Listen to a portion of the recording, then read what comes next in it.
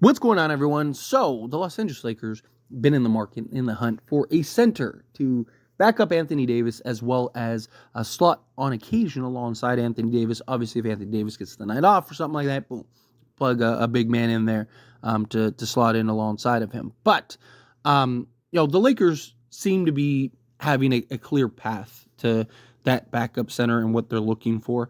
There was word that they inquired about a Nikola Vucevic, right? You have other guys out there, Clint Capella, right? A Jakob Poeltl, like some of these guys that are making, 19 to 20 million, that wouldn't really make sense in a backup role, would be a starting role. And a lot of Laker fans really want the Lakers to play two big men and have Anthony Davis move back to the four. Like, I'm not completely against it, right? Depending on who it is, but also, my biggest concern is just LeBron James, right?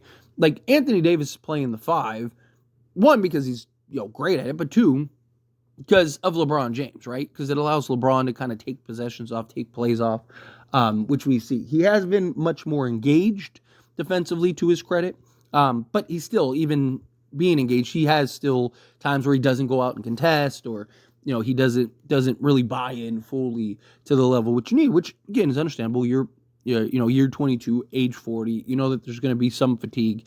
And my biggest concern is moving him to the three full time. And now he has to navigate that. And there's just so much responsibilities that a legitimate three has to be responsible for.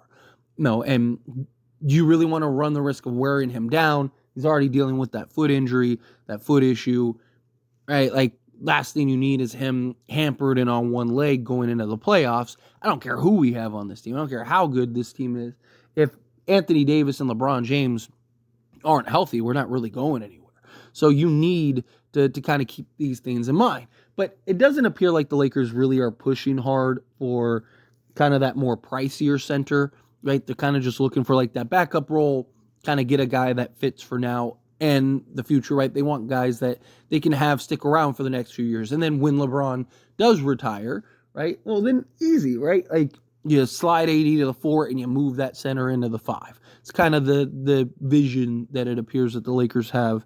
And so doing so, there's really kind of three guys that appear to be most likely for the Lakers. Obviously, things can change. Obviously, prices go down or whatever. Maybe the Lakers consider one of these other guys more, like if Nikola Vucevic, they're like, hey, we just want to get off of him. Give us a second and you can have him. Maybe the Lakers would take him, right? Like, you never know. But kind of going over these three centers. Walker Kessler is the first kind of center. He is the guy that the Lakers seem to want the most, that many of fans, including myself, want the most. He's just the guy that, again, 23 years old. I mean, he's as young as our draft pick this year. And he's a guy that already is one of the best defensive bigs in the league. And he's already a guy that gets you a double-double while dishing out some assists. Has shown a little bit of the ability to stretch the floor.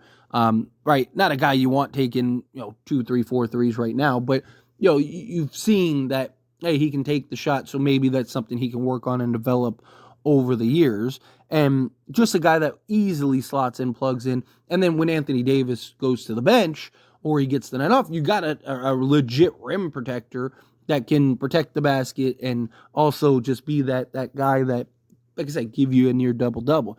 Problem is, he's probably the least likely just because, one, Utah seems to want a ton of assets and picks and stuff like that for him. I don't even know, if I'm being honest, why Utah wants to trade him. Again, he's 23 years old. They have Kyle Filipowski out of Duke, and they got a couple guys, but I mean, Kessler's the dude still is 23 years old. He's already, top 2, 3 defensive center in the league. And then he's only going to continue to improve and get better if you actually take the time to properly develop him and grow him, right? Like, I don't know why Utah wants to trade him, but for whatever reason, they do. If the Lakers can pull it off and get him, right? Like, there's been, do they get like a Bruce Brown and get like, several other pieces, and then maybe then you can justify maybe giving up 2 firsts to go get Walker Kessler, because it's kind of like, okay, well, yeah, we're giving up 2 firsts for Kessler, but we got 3 guys total, a Dorian Finney-Smith, Bruce Brown, whatever, like a Josh Green or whatever, all for a pick swap in, a couple 5 seconds. So it's like we can kind of justify maybe giving up the picks to go get a guy in Walker Kessler. Also, again, he's a guy that you could have for the next 10 years at your center spot, slot alongside Anthony Davis, and now you have these two bigs for the long haul, for the long term. Like, that could just go a really long way for the Lakers. But being honest, I think Walker Kessler is probably not very likely for the Lakers as much as I would. Like, he's my favorite option, favorite target, just because, again, now and the future. I mean, the best overall center that's available, at least, is probably Nikola Vucevic, right? Like, if you wanted to, like, who's the best center the Lakers could get that could do everything and really kind of elevate this team, like the highest ceiling raiser guy, Nikola Vucevic would be that guy. But again, it appears like the Lakers kind of want to invest more into the perimeter and then just kind of get that serviceable but young backup center that can slot in and then in a year or two move into that starting role. Kind of seems what they want to do. Kessler fits that. So does Nick Richards. So Nick Richards, again, is another guy that could come in, give you a near double-double. He's 27 years old, so a guy that you have for at least the next 5+ seasons. Slot in at your center spot. Not really a floor spacer. Not really a guy that is going to take threes, but he's a guy that, again, can rebound, block shots, provide everything that you need, right? He's incredibly cheap, $5 million this season, $5 million next season, so you have him for the next 2 years minimum on a very team-friendly deal. He's averaging in 20 games this season 21.2 minutes per game, 5.5 field goal attempts, shooting 56.4% from the field, 56.9% from two-point range. Again, he's taking less than 1 3-point attempt per game. But EFG of 56.4%. He is shooting from the foul line. He's a career 72.6% free throw shooter, but this season he is shooting 68% from the foul line, so it'd be nice if he kind of picked that up a little bit. Averaging 7.7 rebounds, 1.3 assists, half a steal, 1.3 blocks, and 9.2 points. So he's basically giving a 9 and 7 in 20 minutes per game, along with the block and a steal, which, again, that's something that the Lakers could really need. Now, like, you look at his per 36 stats are insane. He'd be averaging 16 points, 13 rebounds, 2.2 assists, half a steal, 2.2 blocks per game. Right? Like, the Lakers could really use somebody like that. Nick Richards, again, is a young talent that can slot in, come in, really play a role. He's a guy that, for a long time, it was like, is he even really available?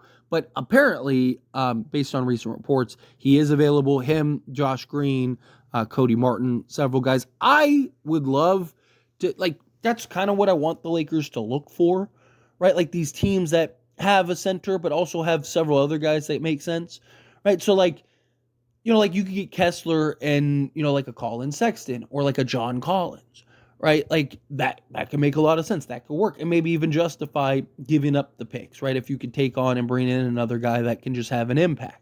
The Charlotte Hornets. They're a team that, again, you get Nick Richards. Could you also get a Josh Green and a Cody Martin? Get you a legit young 3-and-D style 2-guard, small forward, 6'6", 6'5", 6'6" in size.